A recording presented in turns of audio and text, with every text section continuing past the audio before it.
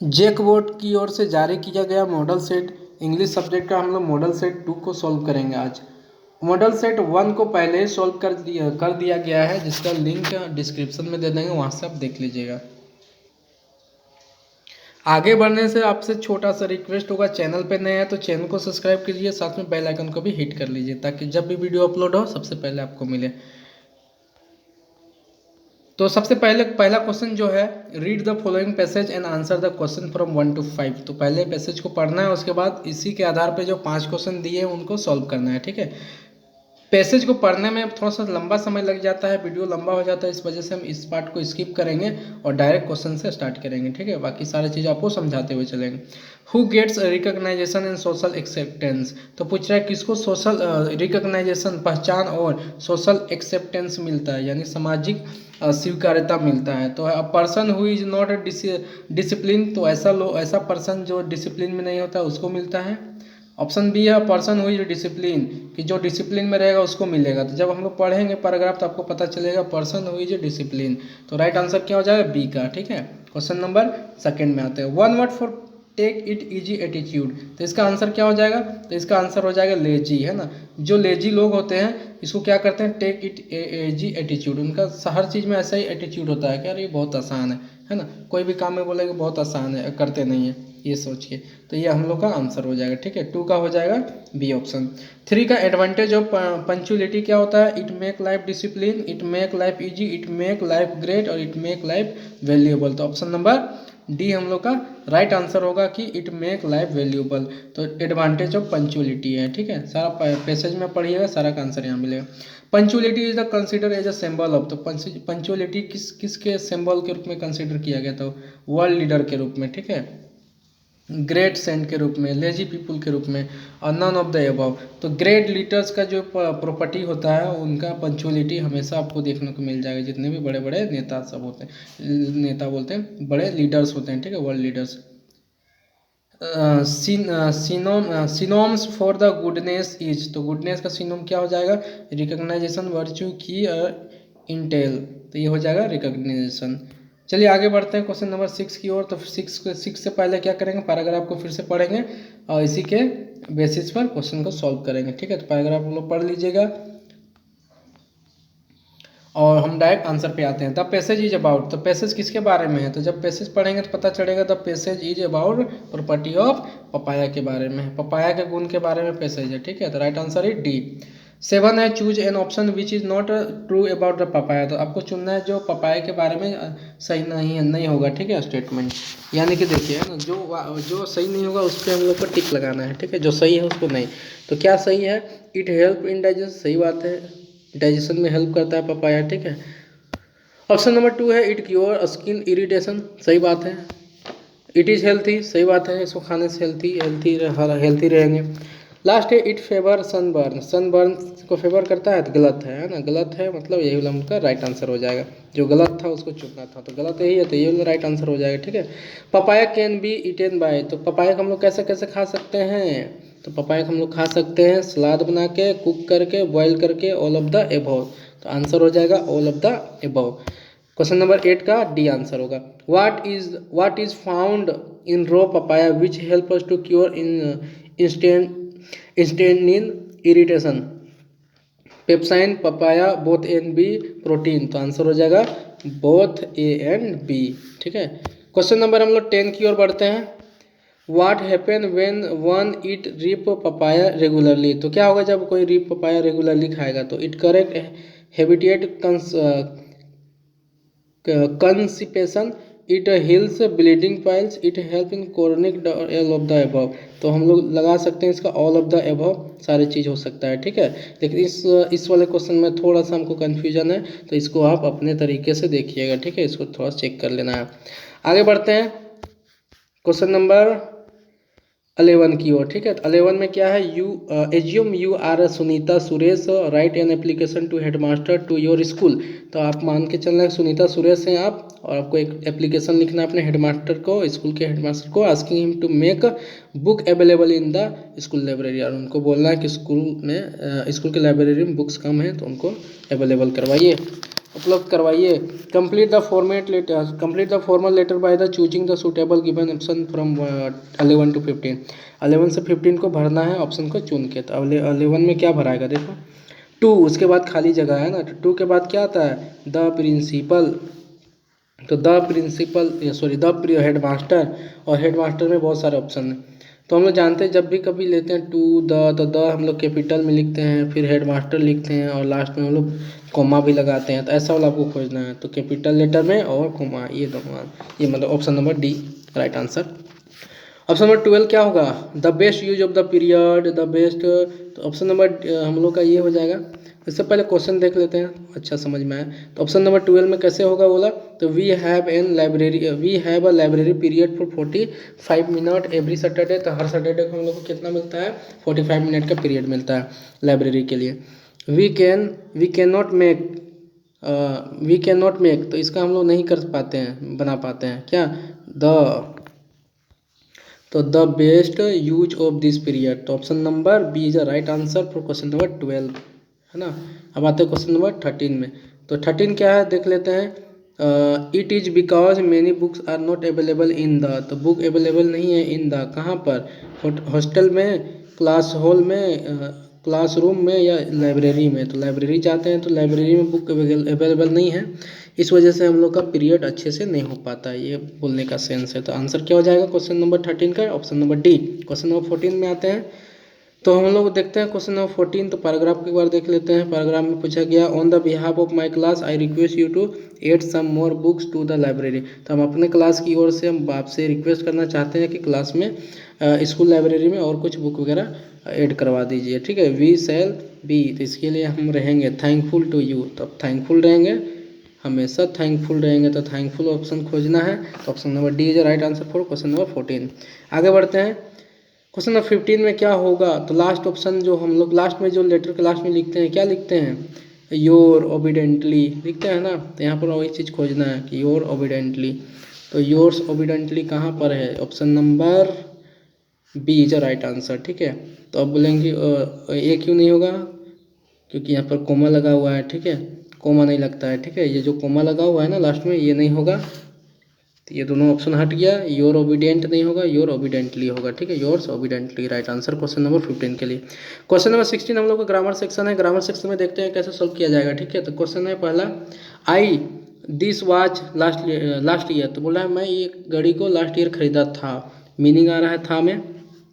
और हम लोग ये भी जानते हैं जब कहीं भी है ना last year, last month, last day, last hour, last week ऐसा कुछ आए, तो हम लोग क्या बोलते हैं, यानी कि अभी के समय से पहले के समय के बारे में कुछ आए। तो वो सारी चीज़ क्या बताता है, पास्ट के बारे में बात करता है। पास्ट है तो पास्ट में दो चीज़ हम लोग यूज करते हैं, वर्ब का सेकेंड फॉर्म या वर्ब का थर्ड फॉर्म। थर्ड फॉर्म के साथ में हम लोग हेड का भी यूज करते हैं, तो हेड होना जरूरी है।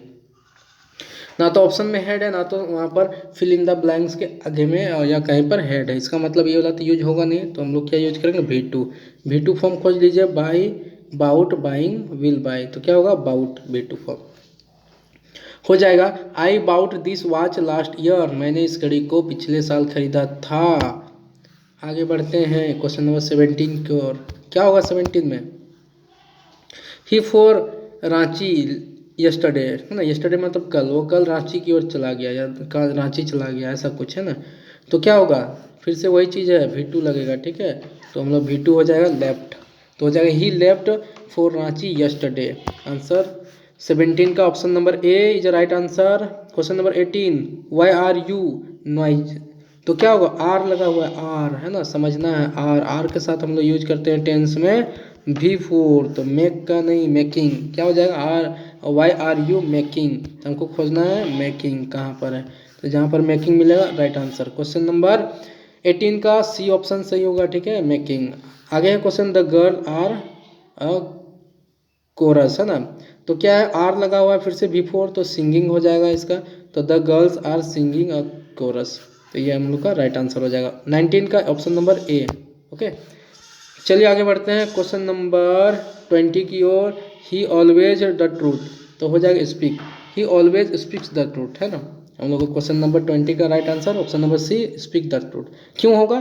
क्योंकि हम लोग जानते हैं जब भी कभी हम लोग स्टेटमेंट का बात करते हैं जो ट्रूथ हो या यूनिवर्सल ट्रूथ हो, तो ऐसे चीज़ों के साथ हम लोग हमेशा प्रेजेंट इंडिफिनिट में ही इसको हम लोग रखते हैं, ठीक है, प्रेजेंट इंडिफिनिट टेंस में ही रखते हैं। तो इसीलिए क्या करेंगे, ही always speak truth.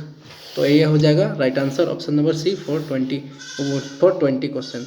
Question number 21 में क्या है, choose a sentence in passive voice for the given sentence. तो आपको सेंटेंस दिया, उसका पैसिव वॉइस सुनना है, ठीक है, यानी इस वाले सेंटेंस का पैसिव वॉइस में कन्वर्ट करना है। तो है क्या, ही हेल्प्स मी है ना, V5 लगा हुआ है, प्रेजेंट इंडिफिनिट उनका बनाना होगा तो क्या लगेगा, इज MR और V3 लगेगा। तो देखिए कहाँ लगा हुआ है, और ऑब्जेक्ट को आ गया, तो मी का हो जाएगा I am help by her. Option number A is right answer for this question. आगे बढ़ते हैं, क्वेश्चन नंबर 22 में भी सेम चीज़ करना है, पैसिव वॉइस चुनना है। यू रेंग द बेल। रेंग जो है ना V2 फॉर्म है, रेंग क्या है, V2 फॉर्म है। अब V2 फॉर्म है तो हम लोग इसको क्या करेंगे, वाज या वर लगा के V3 यूज करते हैं पैसिव में। तो खोजना है, द बेल ऑब्जेक्ट होगा, तो आगे करें, the bell was rang by you, है ना। तो option number B is right answer for this question. Question number 23, fill in the blanks by choosing the suitable modal. Modal verb चुनना है, बहुत ईजी है ना।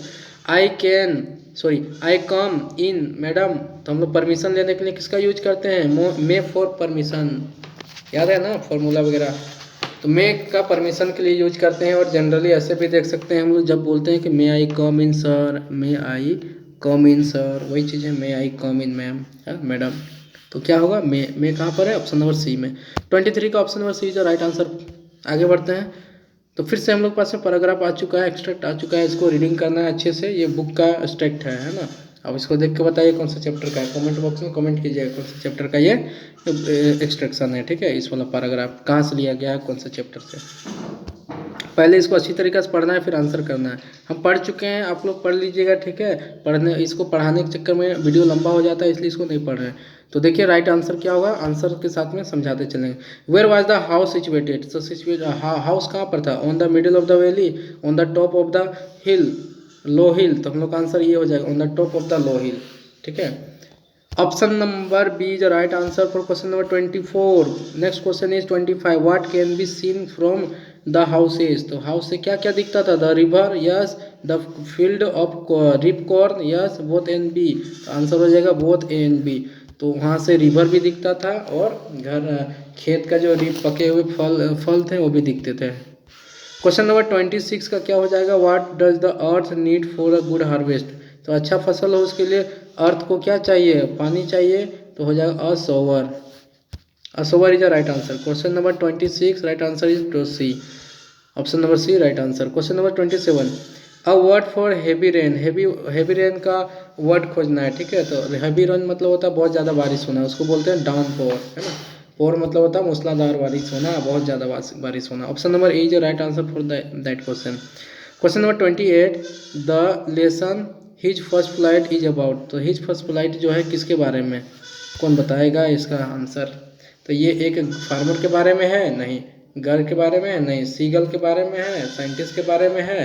तो साइंटिस्ट के बारे में नहीं है, सीगल के बारे में, एक समुद्र पक्षी के बारे में है, ठीक है। तो राइट आंसर इज सी। 28 का right answer C. Question number 29 की ओर बढ़ते हैं, what was the topics of the essay written by Annie. Annie किस टॉपिक्स पर लिखती हैं एसे, तो किस टॉपिक पर लिखती हैं, तो चैटरबॉक्स पर लिखती हैं, ठीक है। Right answer is option number A. Who is the author और writer in this lesson, a letter to God. Letter to God कौन लिखा है, हम लोग के स्कूल के एग्जाम में आया हुआ था, ठीक है। कौन लिखा हुआ है, GL फुलविंस, ये लिखे हैं इस चैप्टर को, a letter to God. Writer का नाम, पोएम का नाम, पोएट्री का नाम, सारी चीज़ याद रखना है, अच्छे से जाएगा एग्जाम। क्वेश्चन नंबर 31 की ओर हम लोग आगे बढ़ते हैं। रॉबर्ट फ्रॉस्ट, देखिए आ गया ना, रॉबर्ट फ्रॉस्ट पोएम इज। तो रॉबर्ट फ्रॉस्ट कौन सा पोएम लिखे हैं, 2 पोएम लिखे हैं, द डस्ट ऑफ स्नो और आइस एंड फायर। तो both A and B is the right answer for the question number 31। तो option number C is the right answer. Question number 32 क्या है? Who hear the sound of the patrolling car at night.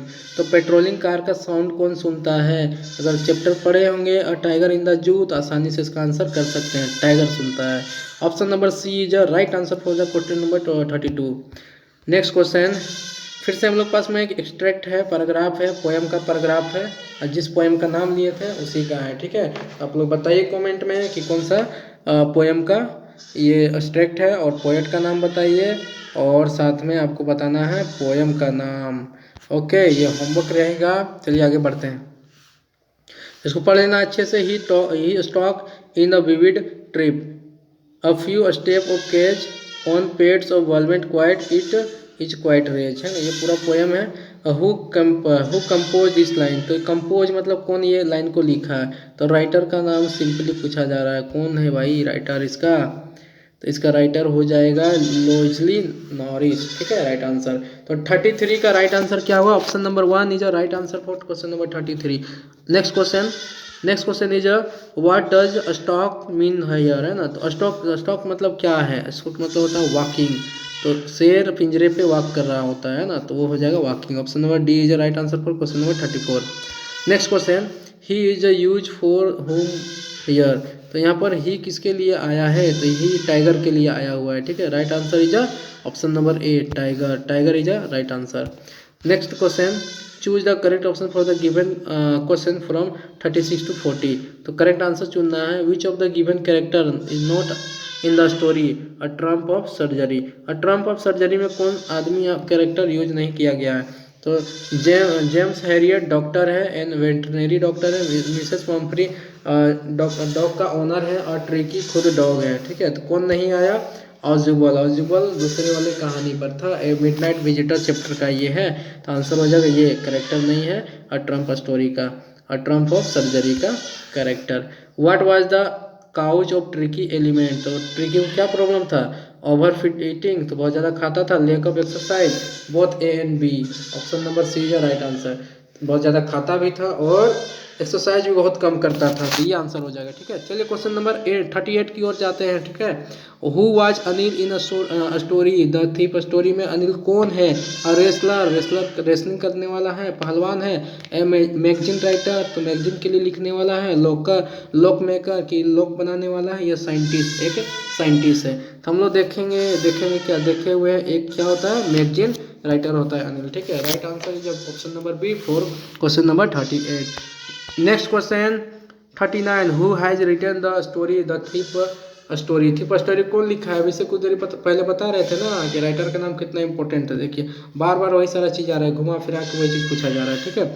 Option number A is right answer. रुस्किन bond ने ये story को लिखा है, ठीक है।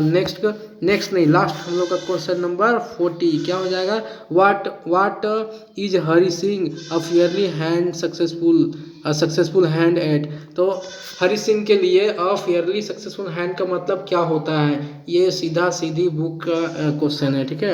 ये सीधी बुक्स का क्वेश्चन है और ये हम लोग क्लासेस वगैरह में किए होंगे, ठीक है। तो इसका आंसर क्या हो जाएगा? जल्दी बताएं। कुकिंग, अच्छा खाना पकाना। बोरिंग मनी, किसी से उधारी अच्छी तरीके से ले लेना। ऑल ऑफ द अबव, सभी होगा। या रॉबिंग, किसी का पैसा लूट लेना, हम लोग बोलते हैं इसको पॉकेट मारी कर लेना, ठीक है। तो फेयरली सक्सेसफुल हैंड का मतलब ये है कि किसी का पैसा चुपके से निकाल लेंगे और पता भी नहीं चलेगा। ऐसा चोर था हरी सिंह, बहुत शातिर चोर था, ठीक है।